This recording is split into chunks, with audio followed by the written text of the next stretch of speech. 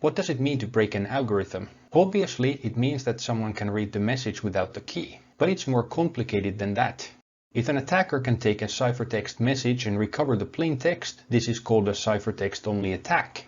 This almost never occurs anymore. Modern algorithms are just too good to fall to this kind of attack. Non-plaintext attack is more likely. The analyst has a copy of the plaintext and the ciphertext and can then recover the key.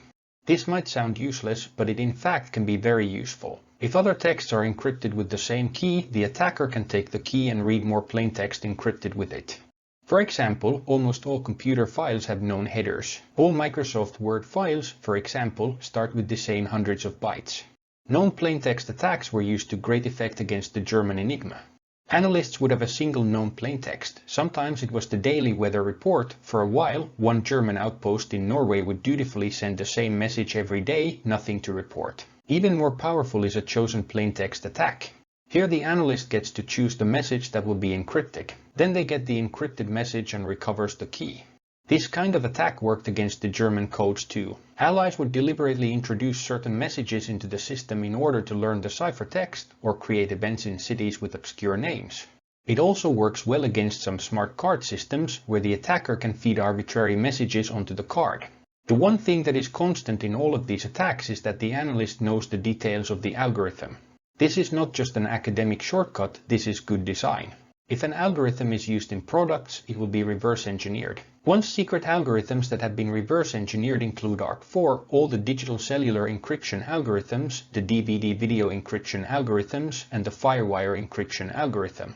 It is good design to assume the enemy knows the details of your algorithm because eventually they will. One question that often comes up about attacks is, how does the cryptanalyst recognize plaintext? The answer is simple, because it looks like plaintext. It's an English language message or a data file from a computer application, a movie, or a database in a reasonable format. When you look at a decrypted file, it looks like something understandable. When you look at a ciphertext file or a file decrypted with the wrong key, it looks like gibberish. A person or a computer can see the difference.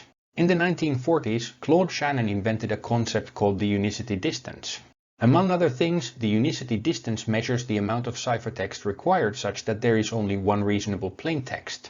This number depends both on the characteristics of the plaintext and the key length of the encryption algorithm. For example, the ARC4 algorithm encrypts data in bytes.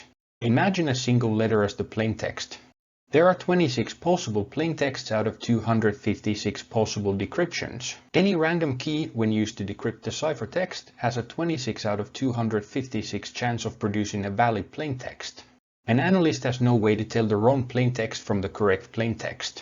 Now imagine a 1000 kilobyte email message. The analyst tries random keys and eventually a plaintext emerges that looks like an email message. He sees, for example, words, phrases, sentences, and grammar. The odds are infinitesimal that this is not the correct plaintext.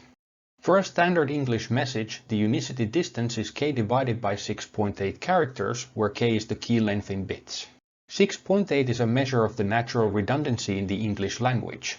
The moral here is that it is easy to recognize plaintext, and it doesn't take much data to do so. On the subject of recognizing intact messages, remember what message authentication codes were. Message authentication codes don't protect privacy. They ensure authentication and integrity. They ensure that the message came from the person from whom it purports to have come from and that the message was not altered in transit.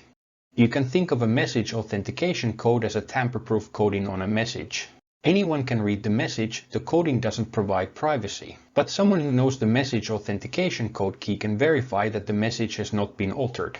More specifically, a MAC is a number that is appended to a digital message. Message authentication codes use a shared secret key, just like symmetric encryption algorithms. First, Alice shares a key with Bob. Then, when she wants to send a message to Bob, she computes the MAC of the message and appends it to the message. Every message has a unique MAC for each possible key. When Bob receives the message, he computes its MAC and compares it with the MAC he received from Alice. If they match, then he knows two things. The message really does come from Alice and that the message is complete and unaltered. One-way hash functions are like digital fingerprints, small pieces of data that can serve to identify much larger digital objects. Hash functions are public functions. No secret keys need to be involved. They are called one-way because of their mathematical nature. Anyone can compute the one-way hash of anything. Hash functions can also provide a measure of authentication and integrity. Hash functions have an enormous range of applications in cryptography and computer security. Almost every internet protocol uses them to process keys, chain a sequence of events together, or authenticate events. They are essential for digital signature algorithms. A bunch of one-way hash functions are in use today. SHA is probably the most useful secure hash algorithm. Remember the key distribution problem I talked about with symmetric encryption? And more importantly, do you remember the solution? How do two people make sure that they have the same key so they can use a symmetric encryption algorithm or a MAC function? Public key cryptography or asymmetric encryption solves this. It allows you to send secret messages to people you haven't met yet and with whom you haven't agreed on a secret key. It allows two people to engage in a publicly visible data exchange and, at the end of that exchange, compute a shared secret that someone listening in on the discussion can't learn. In real-world terms, it allows you and a friend to shout numbers at each other across a crowded coffee house filled with mathematicians so that when you are done, both you and your friend know the same random number and everyone else in the coffee house is completely clueless. In public key encryption, the basic idea is to use a mathematical function that is easy to compute in one direction and hard to compute in the other. Integer factorization is 1. Given two prime numbers, it's easy to multiply them together to find the product. But given a single product, it can be impracticable to factor the number and recover the two factors. This is the kind of math that can be used to create public key cryptography. It involves modular arithmetic, exponentiation, and large prime numbers thousands of bits long, but you can elide the details. Today, there are a good half-dozen different algorithms to achieve the same thing. The mathematics are different for each algorithm, but conceptually they are all the same. Instead of a single key that Alice and Bob share, there are two keys, one for encryption and the other for decryption. The keys are different and it is not possible to compute one key from the other. That is to say, if you have the encryption key, you can't figure out what the decryption key is. The cool part is that Bob can create a pair of these keys. He can take the encryption key and publish it. Alice can find this key. She can take it and encrypt a message to Bob. Bob can use his decryption key to decrypt and read Alice's message. Actually, Alice doesn't even have to know Bob. If Alice can find Bob's public key, she can send him a secret message that can't be read by anyone but Bob.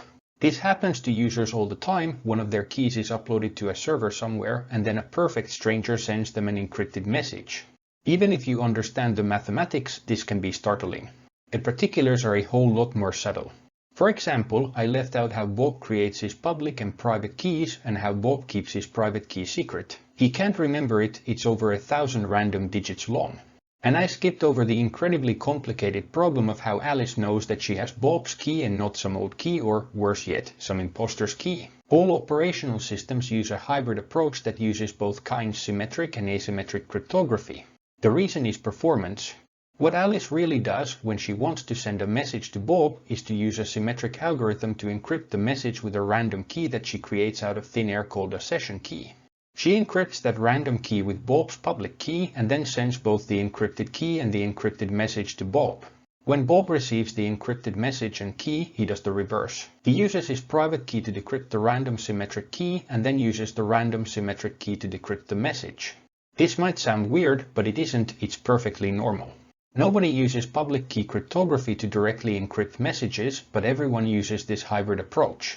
It's in every email security program and how encryption works with web security, secure telephones, and everything else.